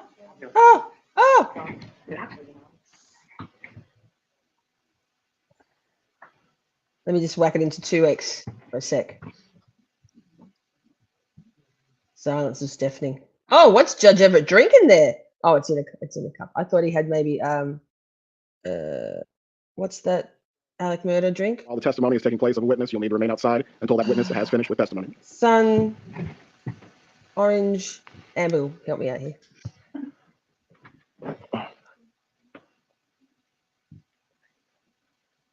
I'm just scared I'll swipe too far forward. Oh, see? I said, well, Tor, I don't do family law, and you know that. And he said, well, it doesn't matter. He's a law professor. Fuck's sake, Lisa. Why are you like this? Main goal of your representation of Mr. Markel. Okay. Oh my God, the nerves. The nerves. Suddenly I'm saying I'm nervous. Yeesh. All right, here he comes. This is quite sad, actually. Very sad. Please raise your right hand. Because it's Do you talking swear about or the affirm victim the testimony rather than you're the about to give murderers. will be the truth? Yes, sir, I do. You may take your seat. Thank you, Judge. Please introduce yourself and spell your name. Good afternoon. My name Divorce is Stephen attorney. Webster. We call it family law. STEPHEN-WEBSTER. How are you employed? I'm an attorney How long have you been a member Capri of the Florida Sun. Bar? Thanks, Pierre. since 2005. Thank you. Did you represent Dan Markel? I did. During what time period did you represent him? I think it was May of 2014 and until he was murdered. And during the time that you were, Monday. well, let me ask you, before his murder, when was the last time you had spoken with him? I spoke to him that morning. And what was the main goal of your representation of Mr. Markel? So I had just started my firm, and, you know, like any small business, you're scared and you're hungry. And a friend of mine called me, Tor Friedman, and said, I have a client for you. And I was like, okay. And he said, he's a law professor. And I was like, okay. And he said, it's a family law case. And I said, well, Tor, I don't do family law, and you know that. And he said, well, it doesn't matter. He's a law professor. He'll teach you everything you need to know. And I said, okay, well, that makes sense. So I agreed to meet with him. And the night before, I read all the papers, and they were voluminous. I printed them and actually read every word. And we'd already set up a meeting at Voodoo Coffee on Tennessee Street. And I really didn't think I was going to accept the case. I could just tell from the tenor of the papers that it was really, really contentious. And it just didn't feel like something I probably wanted to get involved in. But I wanted to meet him anyway. And so I met him, and I liked him. I liked him a lot. And so I decided I would take the case. I mean, it's not a prerequisite that I like you to represent you. But in something like that, I didn't want to get involved in a contempt type case with law professors, where ultimately it could end up being disrespectful to the court. And I didn't want to be involved in something like that if I really felt like it was going to be that kind of a relationship. But when I met him, I didn't feel like it was going to be that way. And so I agreed to take it. And his primary concerns were he wanted to get more time with his children, if at all possible, but he didn't want to change the kind of the time sharing. He had a kind of an unusual request. He wanted to see if there was any way that he could see the children every night when he didn't have them, to tuck them into bed and kiss them goodnight. And he said, look, I'll only stay 5 minutes. I promise I won't bother anybody, and I'll leave. And I said, Dan, that's probably never going to happen. That's just probably not reasonable. And then he was really concerned about parental alienation, which at the time I wasn't really familiar with it. I didn't do family law, but I was familiar with it from the perspective of I learned about it in law school and stuff like that. But he was really concerned that the grandmother, Donna Adelson, was really trying to drive a wedge between him and the children. And he actually told me that he heard her refer to him as stupid on a Skype call. Much to some people's horror, P. In the Skype screen, but he heard her say something to the effect of "stupid's on the phone," and he was livid about it, and he was ready to basically kind of go to war over that. Did that sort of reference the filing that we're familiar with, where grandma says you're stupid, and he was seeking to have grandma enjoined from having unsupervised contact with the kids? Yeah, and I didn't have the opportunity to actually talk to him about that yet because he was killed. But it was my understanding that after that filing, he heard her. Actually, he heard her. Thanks, because that's what he told me. He said, I heard her. I'm stuck with him. So but she wasn't in the screen, but he knew her voice. And so he was very upset about that. And then the other thing that he was upset about, he wanted the Holocaust diamond back. So the property of his family property that Wendy had. Yeah, and he wanted that back. All right. So what about money? Was he worried about money? No. Any chance that the case could have been resolved through $1 million payoff to Dan Markel from the Adelsons? In exchange for what? A relocation? No. If you're wondering, I was hungry, so I went and got some very classy cheese from Aldi, wrapped in plastic, because I'm a basic bitch. No, I'm not. I just like cheap cheese. I like cheese. Cheese is fucking great. And I'm hungry. We've heard some testimony that everything was going well between Dan Markel and Wendy in the few weeks leading up to his death. Do you have any knowledge of that? It's untrue. There's a reason he hired me. He didn't retain me because he needed a friend. Tor basically told me on the phone call, he said, look, there's going to be a trial and it's going to be acrimonious. And he needs a lawyer that can go into the courtroom and be prepared to fight. He said, that's why I think you could handle this case. And that was, we were They do the trick, Ernie. And he certainly, he sent me an email the day before talking about how he was irate because Wendy, unbeknownst to him, had actually enrolled or applied to have been enrolled at the School of Arts and Sciences. And she didn't even talk to Dan about it. So he found out the day before when he got called from the school saying that Ben had been accepted. And so he emailed me and said, I'm irate about this. He said, I don't think it's appropriate. Okay. So no, so there were a bunch of issues still going on. Yes. It was hot at the time. Yes. All right. And there was some suggestion that Dan Markel was expected to lose all the filings that were currently pending at the time of his death, and Wendy was expected to prevail on everything. Do you agree with that assessment? You mean like with the contempt and all of that? Yeah. No, I would not have got involved if I thought he was going to lose on the contempt. My reputation travels with my clients too.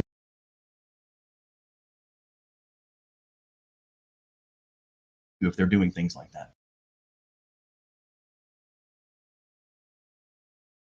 Right? I mean, if you're representing a client who is disrespecting the court, it's hard not to feel like that's bleeding off on you, and you're disrespecting. Damn it, I was and muted. Tallahassee, Florida, Wait, it was funny if you practice too. in this circuit, Hold that thought. Hold that if thought. I disrespect Judge Everett today, Cheese, I said, probably actually, I kind of fucked it, so I'm glad you didn't hear me. In Lisa-isms or shorty-isms, cheese is the tits. Cheese is besticles, just like testicles, only better. Yes, every thank you, judge in the Adam. circuit that matters to me is going to know muted. about it before lunch tomorrow. And it's just no. So no, I would not have accepted. That's why I didn't think I was going to take the case when I read all that. Seeking contempt is kind of a big deal amongst lawyers, right? Yes, I mean, contempt is, it's an ugly, it's a very ugly kind of prospect. And as a lawyer, that was one of my main concerns. Is she was a lawyer, and I did feel like. Shari, one of my main things I wanted to do before I actually started this long form content on this channel was to go into depth about what, and I know I was muted, thank you. The Holocaust diamond. So basically, Wendi stole the Holocaust diamond, the family heirloom, and never gave it back. And I have a whole theory, Kat. I have a whole theory. But I won't share it now because it's a fucking bombshell. And I got a lot of pushback in that whole Roberta Glass community and the Justice for Dan Markel community about my theory.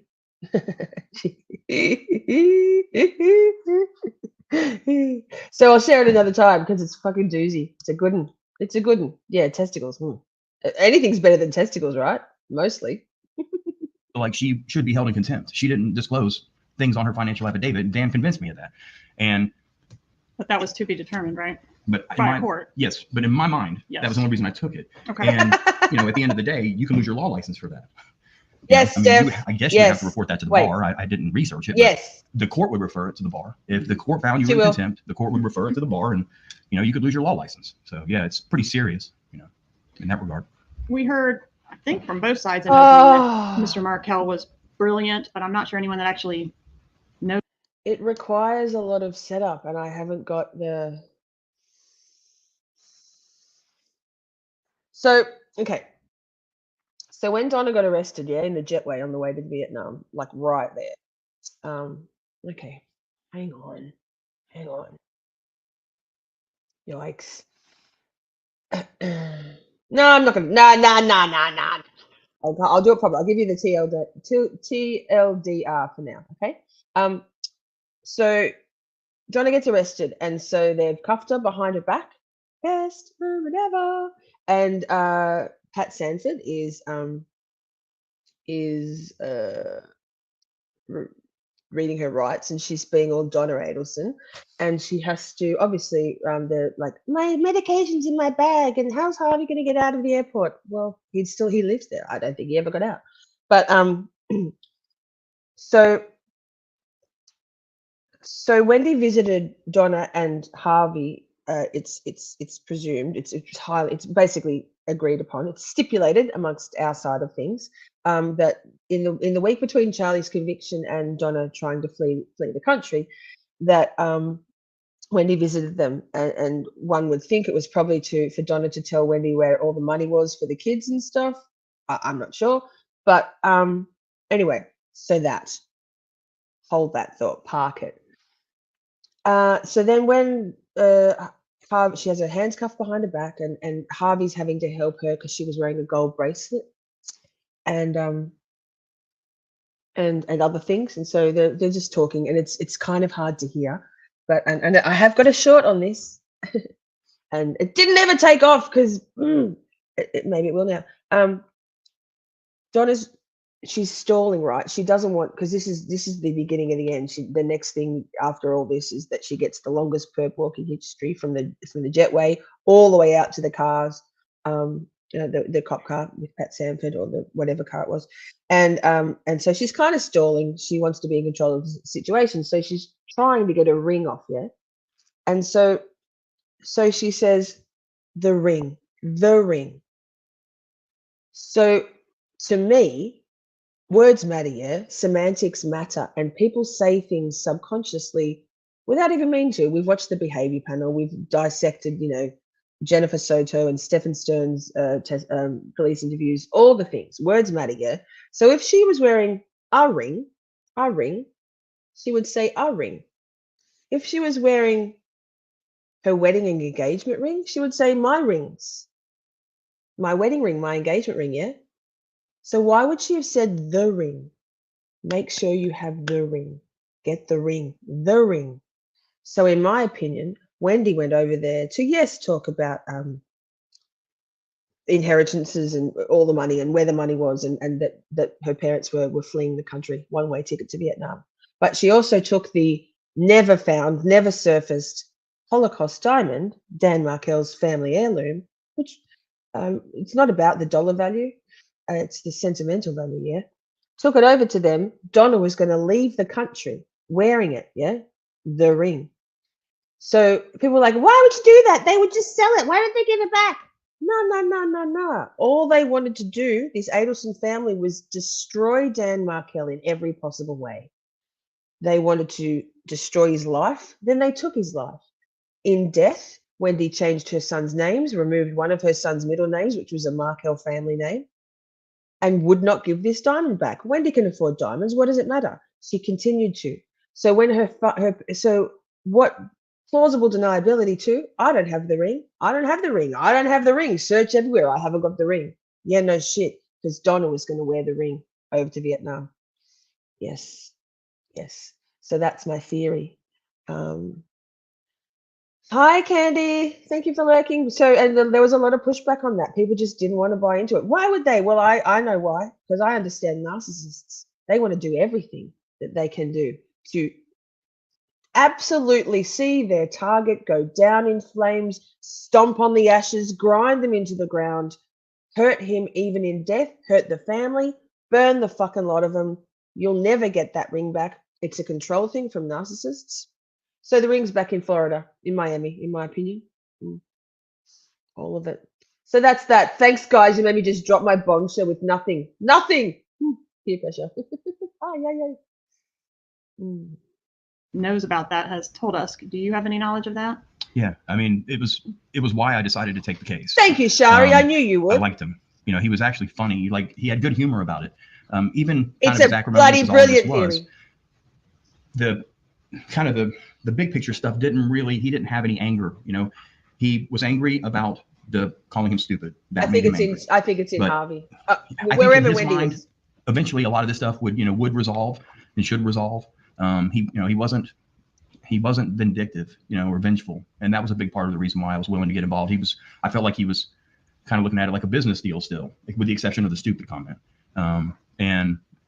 So he was funny and obviously smarter than I am, that's for sure. So, what are a lawyer's ethical obligations to a client in terms of the client knowing what is in the filings that are being filed on their behalf? Well, I think that depends. Objection, Your Honor. It's not an expert. He's not an expert, Rashi. He's a fucking divorce attorney. You're a fool. Yes, obviously Rashi's a fool. Charlie, how you feeling? You all right there, Charlie? Yeah, okay, he's loosened his tie a bit, hasn't he? I'll let it display an odd jibber jabber. Yeah, I do. I've been the target. I've been a target of this kind of a narcissism. It's despicable. It's unfathomable, and it's very fucking real.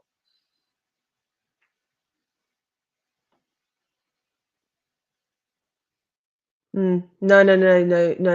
She 1,000,000,000%. Donna was wearing the ring. Yes. I got it, Steffi. Steffi. Charlie checks out anything. I hope Charlie enjoys it in jail with 0 females and maybe only just POs who are possibly, I presume, this could be a stereotype, but perhaps prison officers are not the most dainty, tiny little bodied. Wendi has Charlie, Freudian slip. Charlie has an absolute thing for little Asian girls with he just does. Lots of his girlfriends are of sort of a Filipino descent looking. Continue examining the witness. Hi, Coco.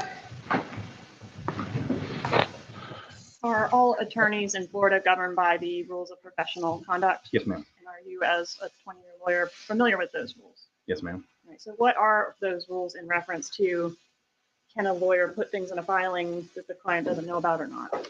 You have a duty to keep your client informed. That is an actual affirmative duty on every lawyer. That you have to be in contact with your client, keep them informed of important. No, it's not in Georgia's custody, Amber, Georgia. It went back to Harvey. Because Harvey was there, as you remember, when Donna was arrested, and he took all of her jewelry, her handbag, her everything. She just left with the Nike hoodie and the Nike grandma sneakers she was wearing, and was perp walked off into oblivion. Bye. Events that are going on in the case. There are certain decisions that only the client can make, like whether to testify, things like that. But there are certain decisions that a lawyer can kind of make, procedural decisions on filing certain things. But you have a duty to keep your client informed of important events. If Dan Markel was planning to move or seeking to relocate himself at the time of his murder, would you have known about that? Yes. And was he planning to do that or trying to do that? Absolutely not. One moment, please, Your Honor. He's a good man, Adam. Cross-examination. Here we go. Rashi gets to be a little fucking idiot again. Good afternoon, Mr. Lewis. Good afternoon. You started representing Professor Markel in, I think you said May 2014, around that time frame? Yes, sir, I believe so. By the way, Just at before his that death. point in time, what did you specialize in? What was were you a divorce lawyer? No. Had you ever done a divorce case? I mean, I had done some, like I worked for other firms, and but for the most part, if I was going to take it, like me personally, it would have to be no kids involved, and like one of those situations where the assets were already like agreed upon how they were going to be split up. I didn't want to get involved in fighting in cases where kids are going to get hurt. It's not how I wanted to use my law license. Excuse me, I'm sorry. I'm sorry for talking with you. What did you specialize in? I mean, as an attorney, I don't think I'm allowed to say I specialize in anything unless I'm board certified. So I'm not board certified in anything. What did you? What type of work did you do more of?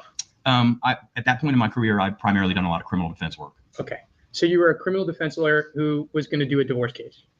Yeah, I guess that's fair to say. Were you aware that Professor Markel's previous lawyer had quit? I saw in the filings that lawyers had withdrawn, and yeah. And you never went to court with Professor Markel, right? Nope, he got killed before I had my chance. You're aware that the court admonished Professor Markel in court earlier in the year, right?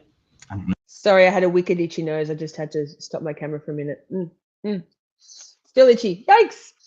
Where is this in the timeline, Pierre? Do you mean this testimony? So this is at Charlie Adelson's trial. Oh my goodness, my nose. Spring hay fever.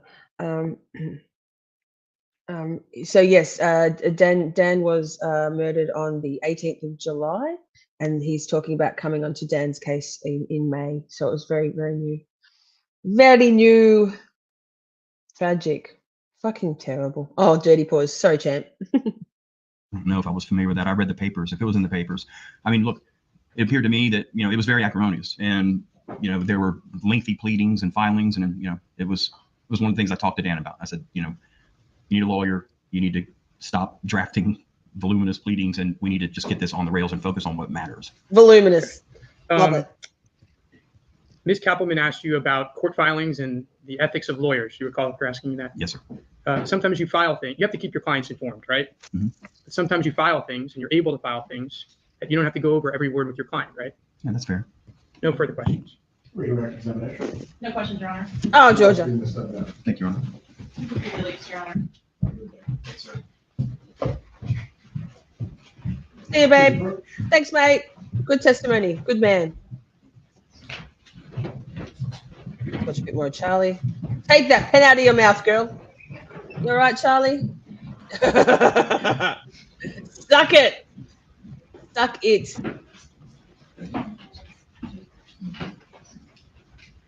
Just let's gleefully enjoy his discomfort.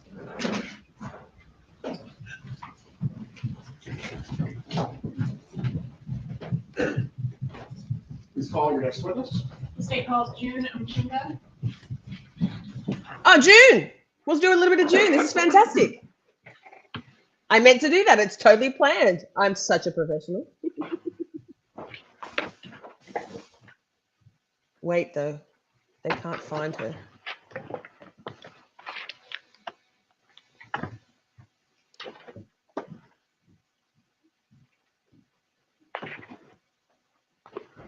Look how white Charlie is. He's whiter than the walls.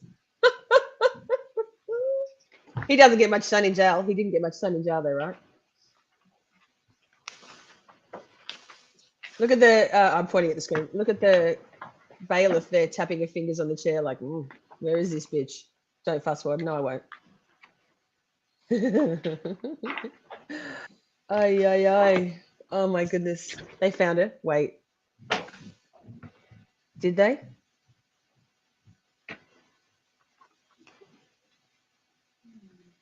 Charlie's. Can we approach? We can't find this crazy chick. Not yet. Thanks, Shari. Look at Charlie. He's like, oh, June. Oh, June. God, she's adorable. Oh, wait till you see this woman's teeth. Poor woman, he botched her. Hold that thought. Hold that thought. I guarantee you she was in a restroom further away from the closest restroom. She got herself lost. No shade there. Very easily lost. My sense of direction is atrocious. I can get lost and have a meltdown holding maps. I'm holding my phone looking at maps. But yes, hold that thought. Hold that thought.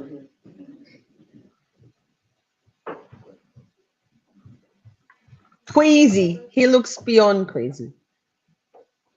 Don't look at the camera, Charlie. Yikes, yikes, yikes. Smile.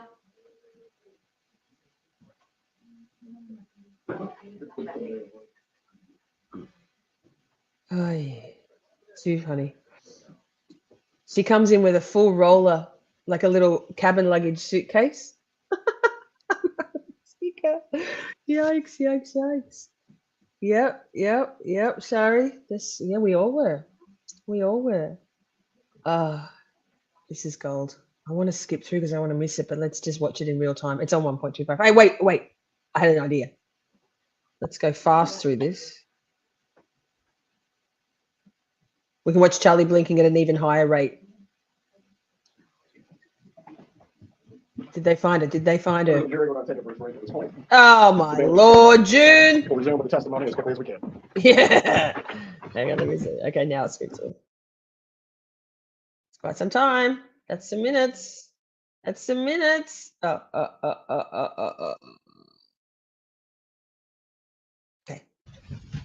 Okay, we're back. And we're back. You enjoy your tour of the courthouse? I've been here like twice before. Oh, I missed her rolling in. Damn. Do I roll back? Yeah, wait. Oh, God. Lord, it's important.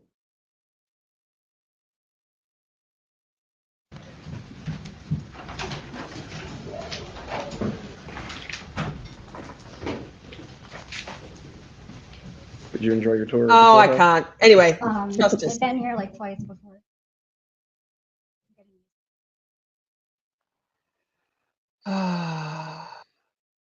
Judge got them jokes right. Why is it silent? Is it silent for you guys? Silent for me. You're good.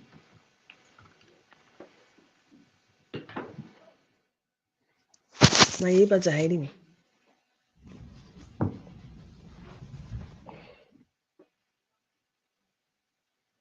think I'm gonna stay. You're good. You may. All right, you're in the courtroom.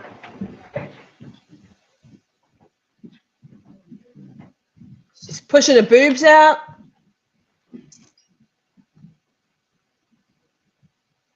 Very long hair, huh? Yes. He's the presiding judge. The witness may be seated. Please raise your right hand, ma'am. Do you swear or affirm the testimony you're about to give will be the truth? I do. You may take your seat.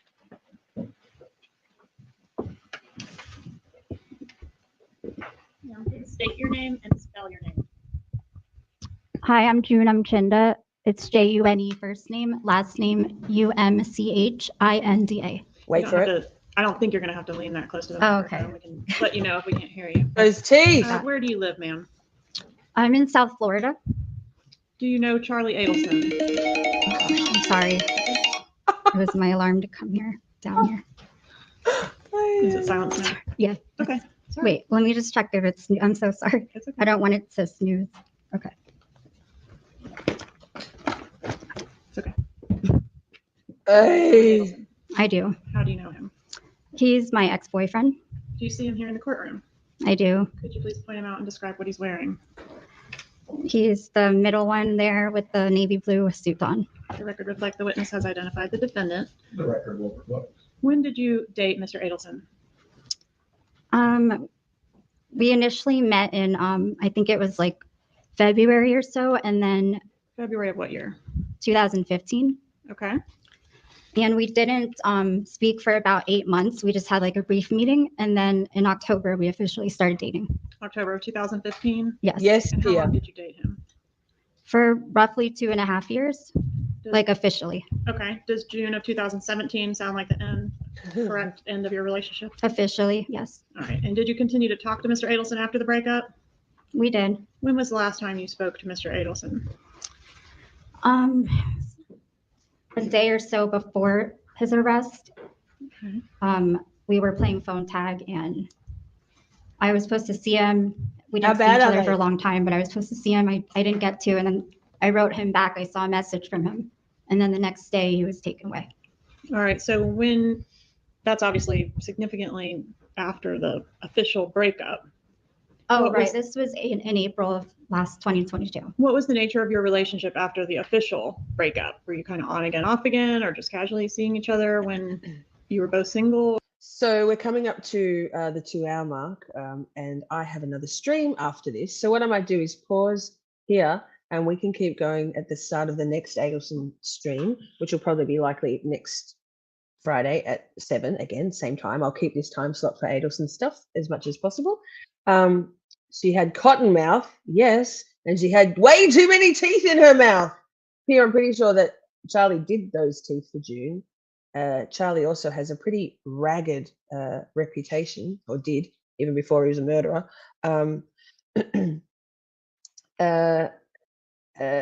for being a shocking periodontist. He was a traveling periodontist. He didn't have his own practice. He went and did a day here and a day there. I think 5 different practices in Miami.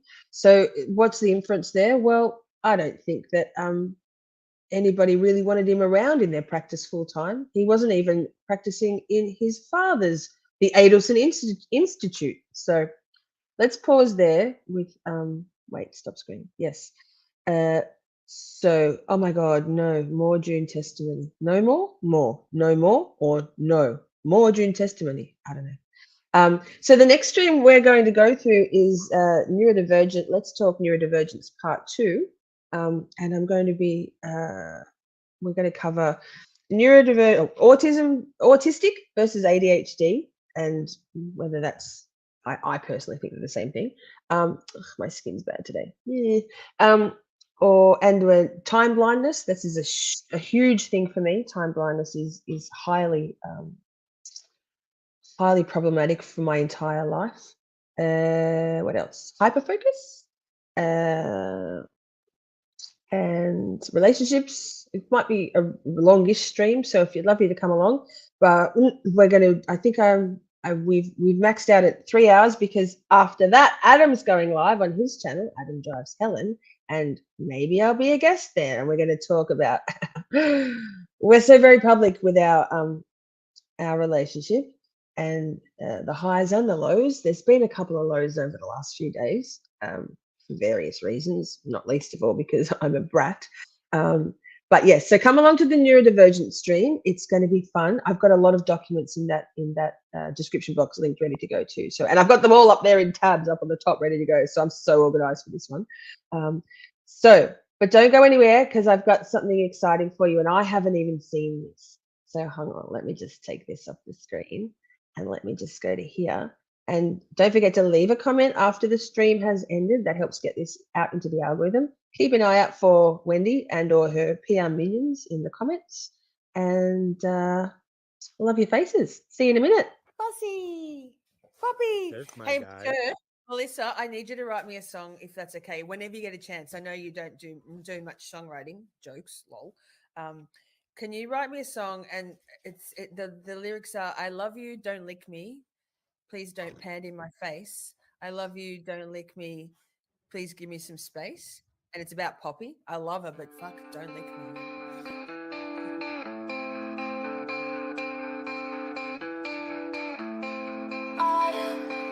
Our brother, hipster, land dweller, the land pirate radio host, hangs by the Oregon coast. Lisa, our sister, survivor and warrior, the shorty shows care and concern, broadcasting out of Melbourne. They've been streaming for a while, and they know they make us smile. He knew love from 8,000 miles away, 13,000 kilometers, never got it away. Half the world apart, but united in the heart. Both are uniquely complex, bravely seeking what's next.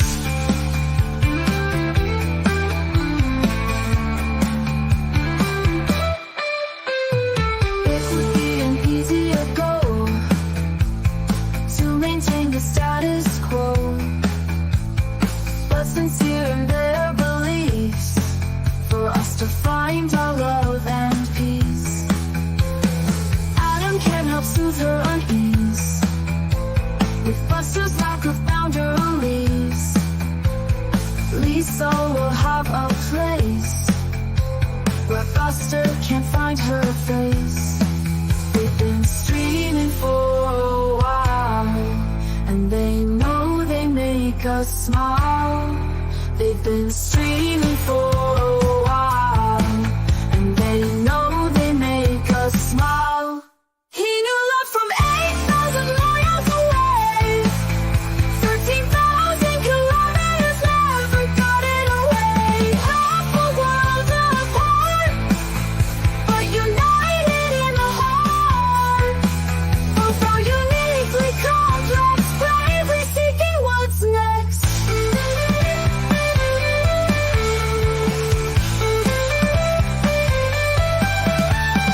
It would be an easier goal to maintain the status quo, but honest in their beliefs, to seek out love and peace. Adam can't help soothe her unease with Buster's lack of boundaries.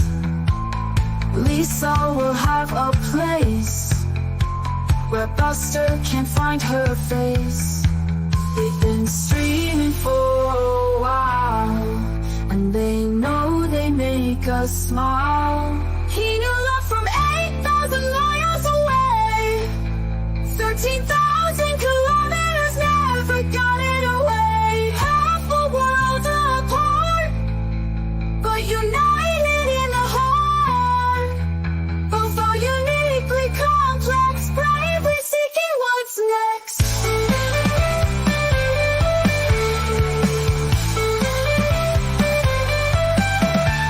The secret for my boy Buster, soon it will be more than just her. Go wild, Buster, be a fucking lunatic, cause you will have twice the faces to lick. No slow fucker can stop your affection. It's just a challenge, Buster, not a rejection.